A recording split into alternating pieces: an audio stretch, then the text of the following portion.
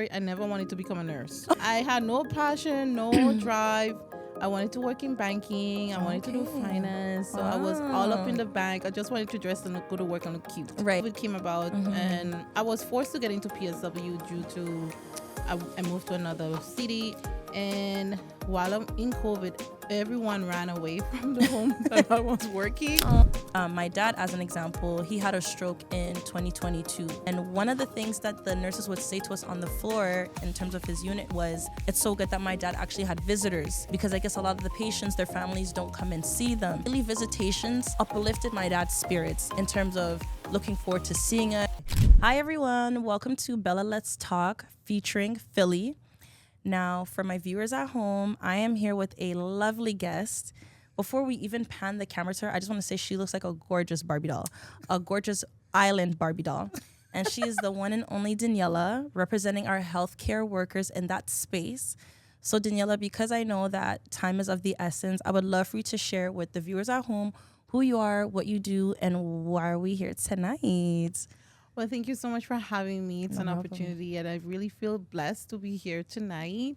So first I'm a nurse, and I work in the Toronto area. I specialize with the healthcare geriatric department.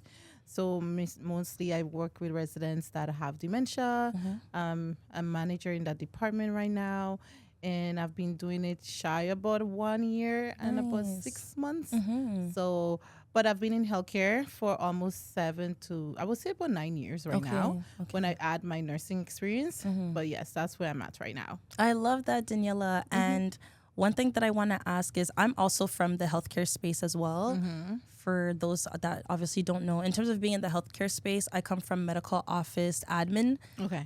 So in terms of being in the healthcare space, I know sometimes it could be demanding physically, and on top of that, extremely mentally.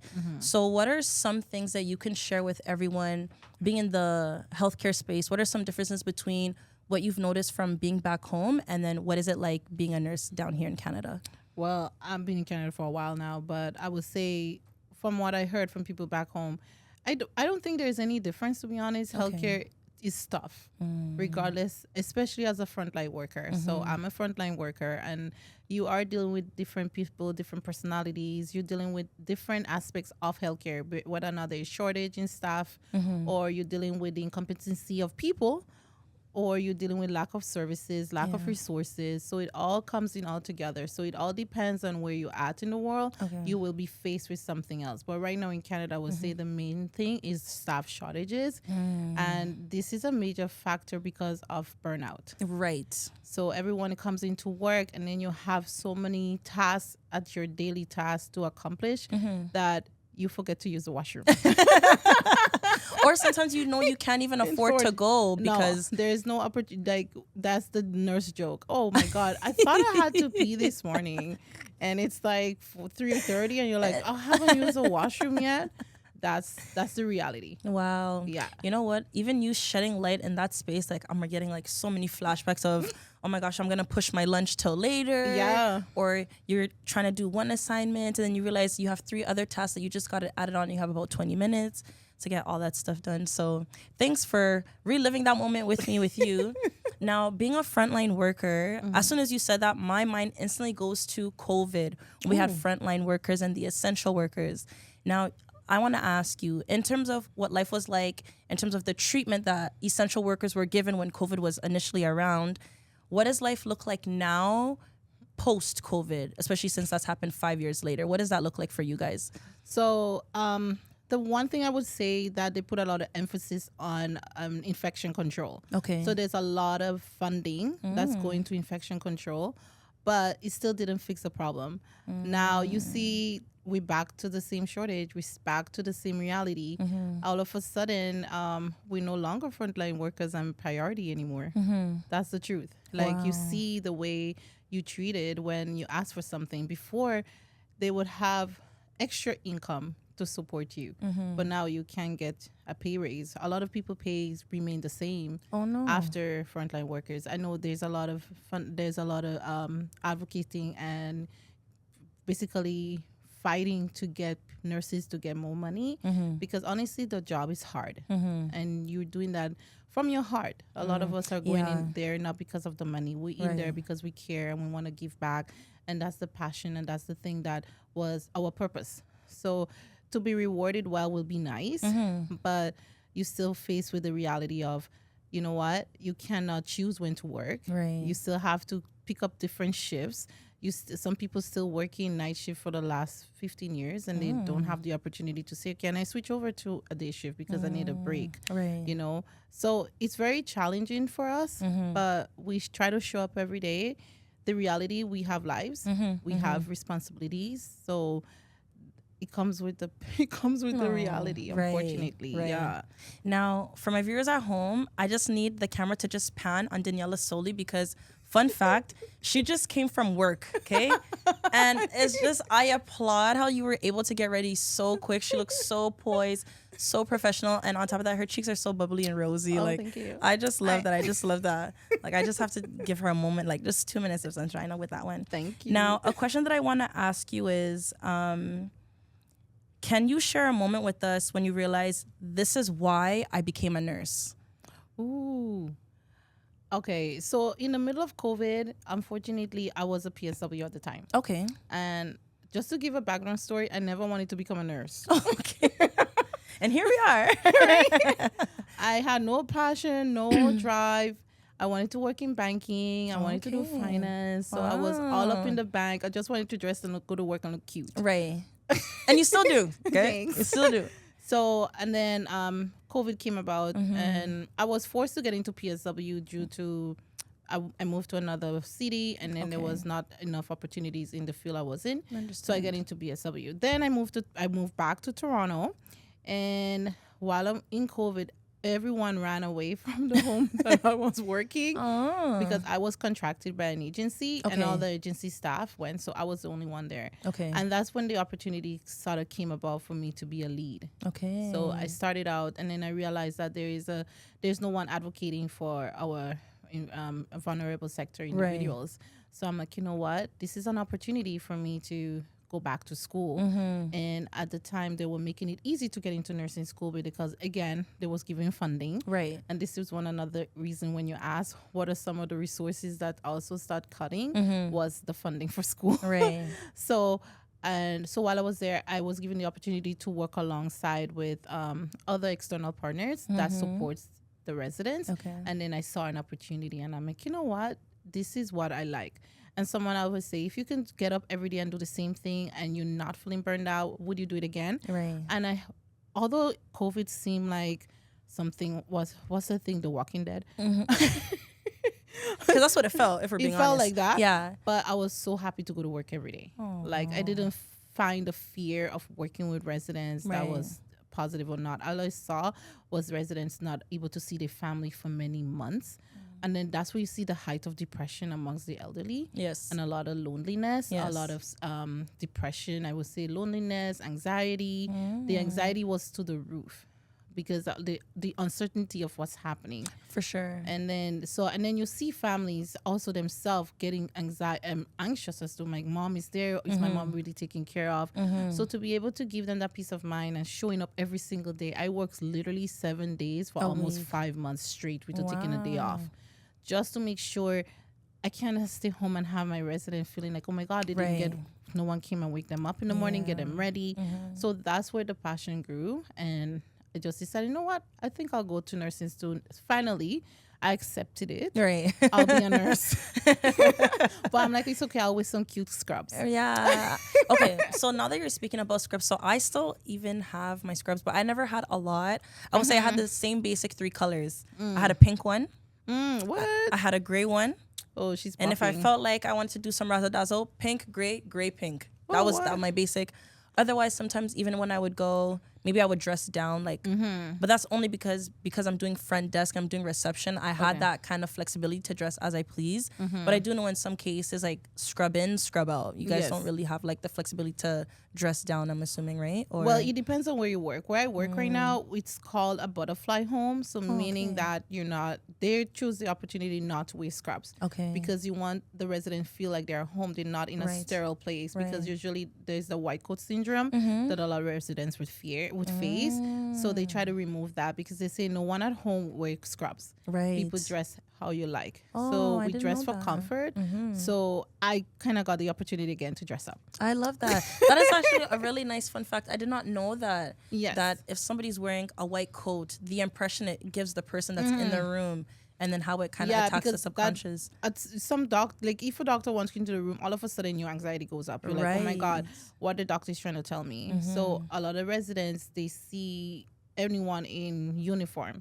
That's somewhat affects the mental state. And I guess someone did a study somewhere. Right.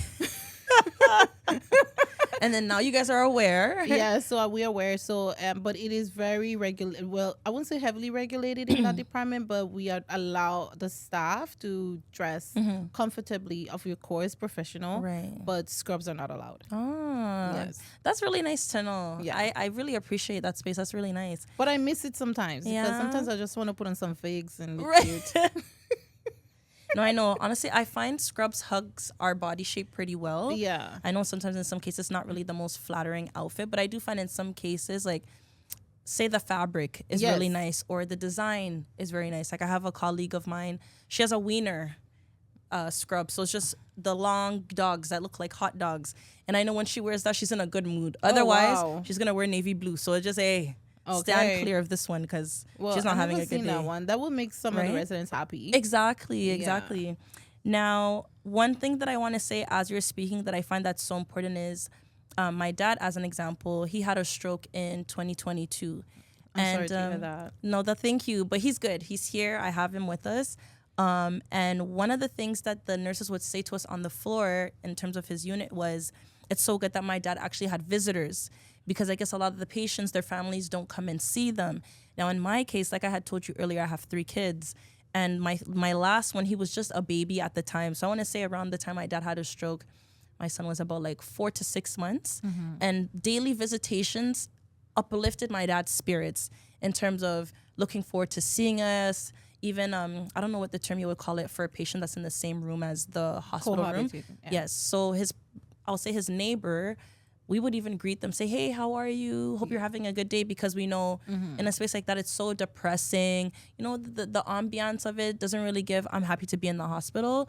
So it's really nice to know that there's workers out there that it really comes from the heart that you guys care about what you do, because obviously most families are busy. We know in this economy, we can't afford to stay home, not even 2 days. So we have to be present with working and all that stuff. So I really love that your workplace embodies that, because I learned something new. I had no idea. So another thing that I want to ask you is, what you do speaks volumes in terms of the kind of nurse that you are, which means what I'm seeing is you're dedicated, you're disciplined, and you're managing how to show up for your clients, right? So a question that I also want to ask you would be, let me see, if you could kind of share a story where like maybe it's not so positive sometimes and you're still able to show up for your clients, but also show up for yourself, because I kind of also want to get towards the burnout part as well, because I still feel like that's important. So if you could like elaborate. Oh, yeah. So when I first started, when I got into nursing is, the nursing school alone is very tough and challenging. So when I started my career, I started, you don't know a lot. No. So you relying on your team members to basically help you through that process, the transition. And unfortunately, you meet the nurses who don't give you that grace. Right. So then now you're faced with trying to figure out things on your own. And now you're trying to think, why did I get into this? And then you will have families asking you questions. And then you have the families and you have no one to support you. Depending on the doctor you have, they may not also have the patience with you. Right. So then now you're really on your own. And the challenge is, it's your license. So now you're so afraid of getting your license revoked or something happening to your license. Just not just looking at a bad light. It's a combination. So it does affect you the way you show up every day, because now you're showing up with like, you know what, I don't want to be here. Right. So your attitude, maybe, you know what, I'm not gonna talk. Oh, this one is on shift. Ugh, I'm not gonna talk to her. You know what I mean? So, and then you, but it's true. It is. Right? It is. So, or it you may is. call this one person. Oh, you working today? And the person will say no. I'm like, who's working today? I'm like, I don't know about my shift. I don't know about that one. I think Right. I'll call in. So it doesn't make it pleasant for you to really be at work. So I say right now, for me, I had to look at the bigger picture. And the bigger picture was the residents and the people I was providing support for, and the family. So as much as it was challenging every day, every single day I work with purpose, because the purpose is for me to be there Right. and not to feel what Janice feel about me, because she has her own agenda. She has her own issues going on with her. I cannot fix that. Yeah. So that's how I showed up every day. Every day I showed up, like I always used to say, I'm walking in divine power, and and clock it. I love that. Yeah. And I am also favored.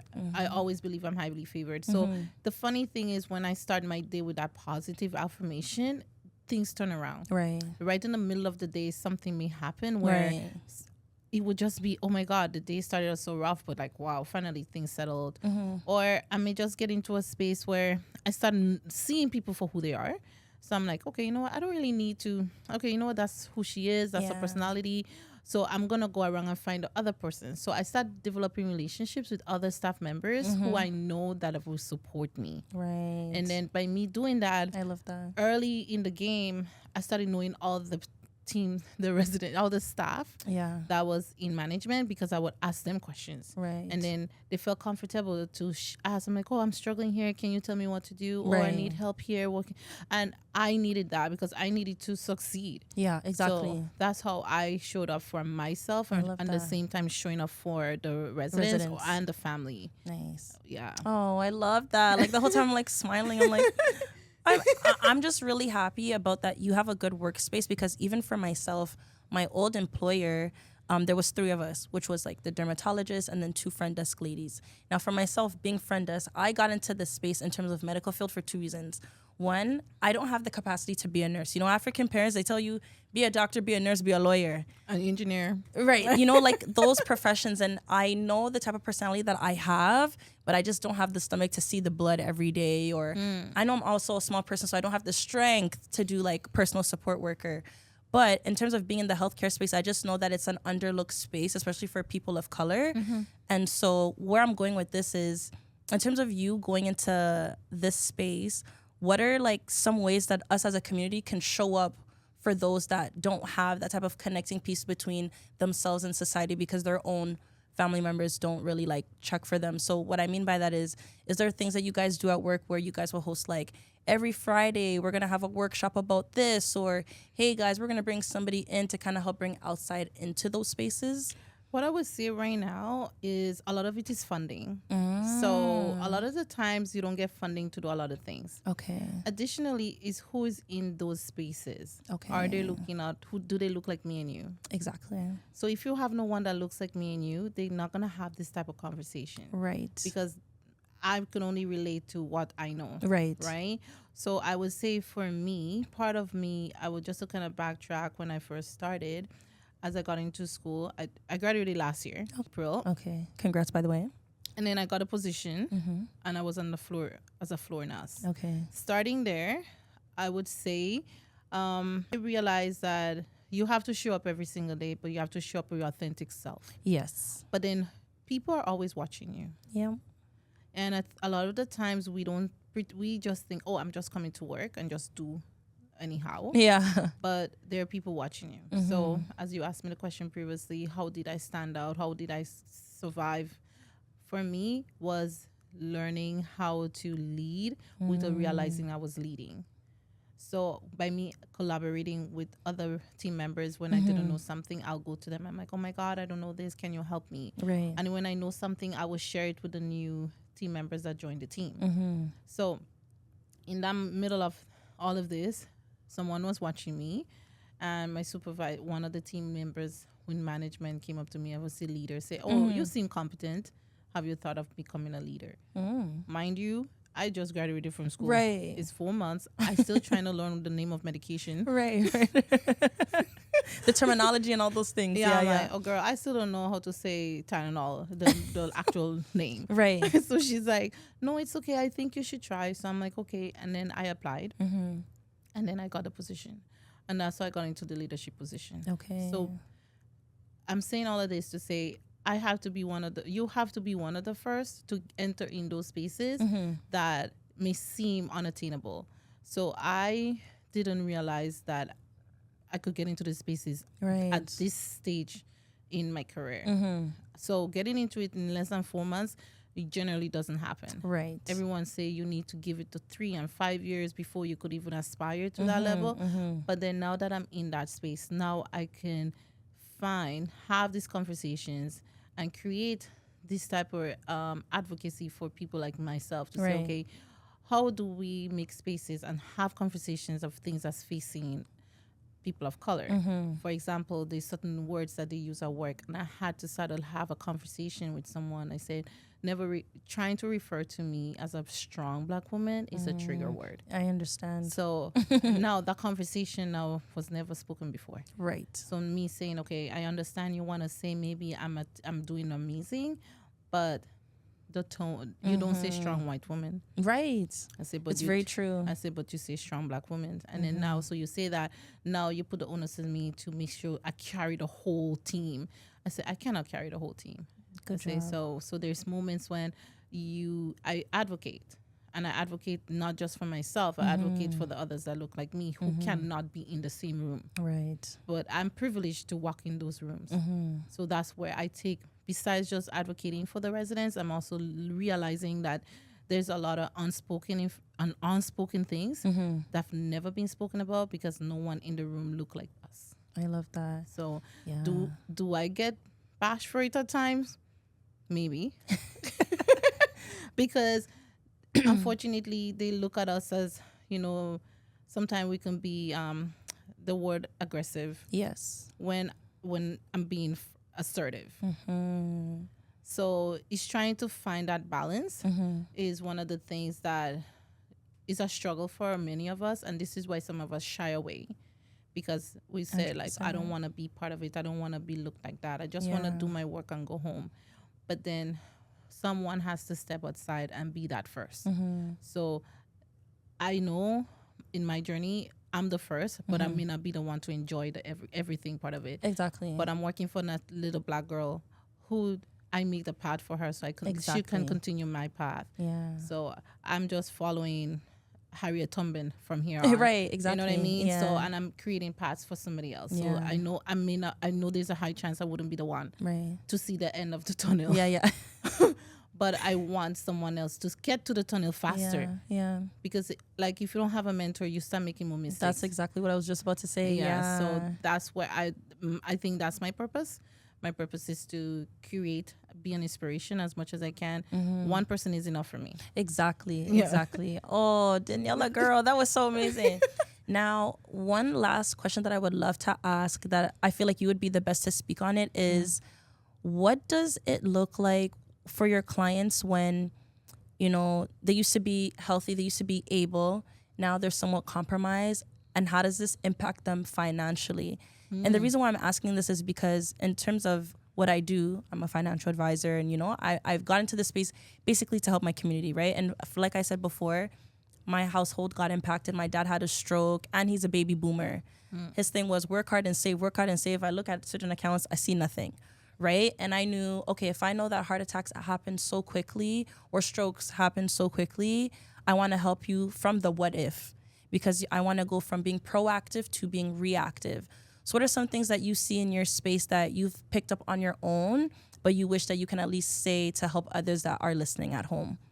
I would say right now, we in the information stage right now. So we have so much information being put on us, but are we taking the initiative to go with the information? I don't think so. So as you say, your dad is a baby boomer. So a lot of baby boomers came from the concept the government is going to take care of us.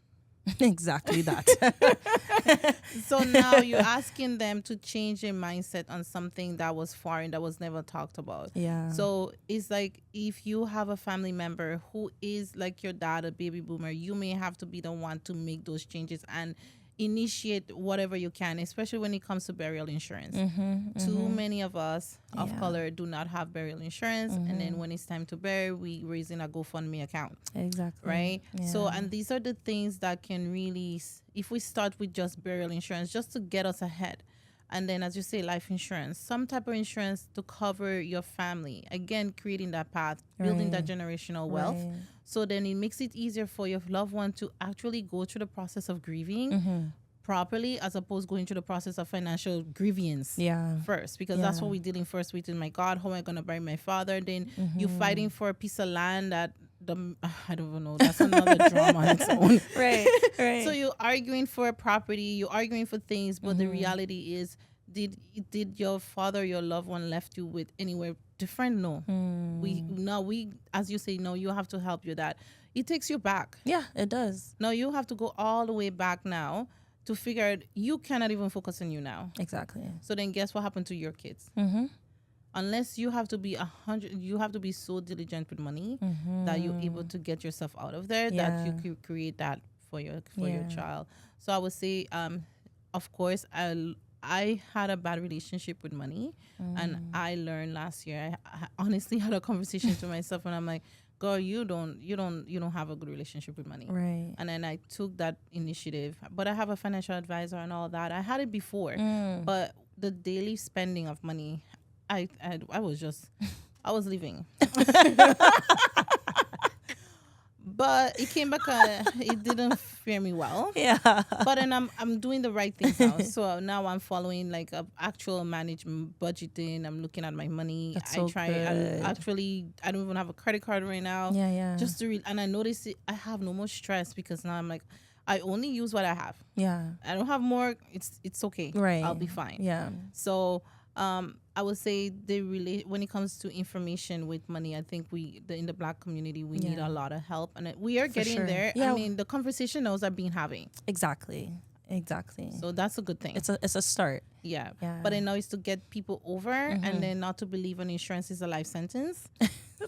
It's not an expense, it's an investment. Yeah, and some of them look at it, okay, well, what happens with the money? Or they feel like by having the conversation of life insurance is like you're predicting my death. Yeah, that's how they perceive it, honestly. Yeah. So just to kind of get that conversation, to let them know what the purpose of having that financial planning and goals and incorporating it. And some people don't want to spend that extra $50 a month. They're like, but when you look at it, $50 20 years, 30 years from now could amount to something. Even $50 you save it anymore, you cannot have that amount. Exact to that capacity. Exactly. So hopefully that helps. Yeah. But it was so good for you to share with, like, at least in that space. So thank you for that. Now, my last question for you would be, because I know I am going to have you back here again, I have to, is what can we expect once you come back to Bella Let's Talk? Like, what new projects and all those things do you have cooking? Because I know you did mention to me that you're on a little radio show. Yeah. So what is to come when we do see you into 2026? So 2026 going to be another year for me, I guess, a year of actually overcoming my fear, like tonight, as this was one of them. But thank you. Good job. But I will be coming up with officially going to be a leadership consultant. Love so I'll that. be helping people transition from non-leadership roles into leadership roles, and also working with leaders that's already in the role. So that's going to be it. So right now I'm working on coming out with a training program, and also in January I'll be having a what's it called, vision board party. Oh, so, nice. Yeah, you gotta run me the details. I would love to be a guest. Thank you. Yeah, you will be invited. So basically just showing people how to do vision board and how important to write everything down and make it real. I did everything. I got engaged because I wrote it. I spoke about it, and it happened. I got married. I'm saying everything happened so fast. I got engaged and married within 3 months. I'm the type of person, words have power, and the power is in the tongue. Yes, it is. So, and I believe that comes once you speak it, affirm it, Yep. you write it down, and it becomes real. But you have to wait for God. Yeah, That's the next part. Yeah. We're just so impatient. We're like, God, bring it today. Girl, no. Yeah. So if you have patience and you're ready and you want to come and sit and learn more about doing your vision and how I process, I would love to have people in. Oh my gosh, I would love to be there. Yes. Can't wait. So that will be happening in January. Oh, I'm so proud. Daniela, you've impressed me, and I'm pretty sure you've impressed the viewers at home. Oh, thank you. So that leads us to that. So guys, thank you so much for tuning in. Daniela, it was a pleasure having you. Thank you. Island Barbie. Oh. Nurse, those vibes. So thank you guys for tuning in. We will see you guys next time. And with that, take care. Bye-bye. Bye.